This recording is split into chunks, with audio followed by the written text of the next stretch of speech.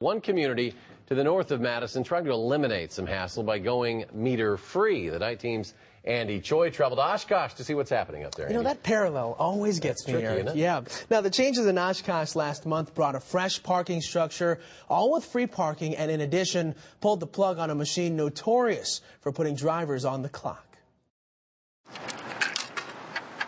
Most of us play this game in Madison, finding and feeding those piggy banks of parking. It's a game we're playing on main streets and side streets just about everywhere.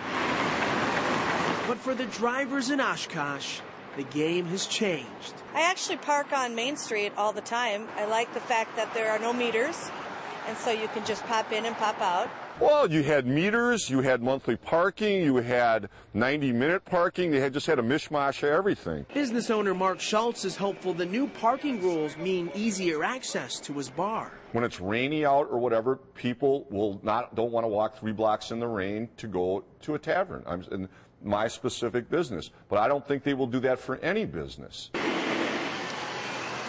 Walk through the city of Oshkosh, and you may not notice it at first, but you will not see a single parking meter. But you will see signs like this, and they come in a variety of colors. Green lettered signs are free short-term parking, typically 90 minutes. Blue lettered signing, which is for permit parking, and that's for people with monthly or annual permits or daily permits.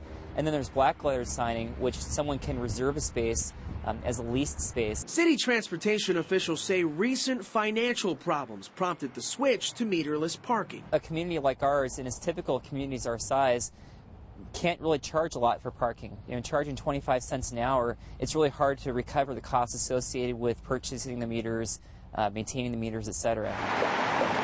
In fact, Oshkosh lost $55,000 a year from those meters. Madison's meters, at $1.50 an hour, don't share the same problem. Our meters have always broke even and then some, and so they create a reserve or a surplus, and we use that reserve or surplus to do things like help us rebuild the government East Ramp. And it's probably why here in Madison, you shouldn't expect those meters going away anytime soon. I don't see it. I don't see it. Now, of course, we're meterless in most of our parking area in the city, that is on the fringes. They're important to us, and they're important to our customers that use them. Local transportation officials say another reason why a meterless Madison would not work is because of enforcement. With 1,600 meters in Madison, that's a lot more free parking spots to chalk and keep tabs on than the 600 meters in Oshkosh did away with. Now, the turnover is also an issue. The argument is that, you know, if you've got the meters, you've got the turnover. With the turnover, you've got more business. Yeah. So.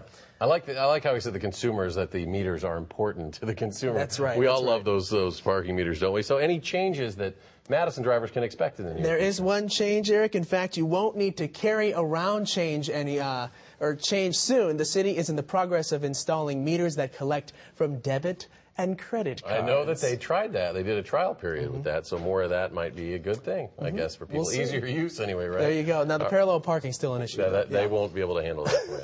All right, Andy Choi reporting. Andy, thank you very much.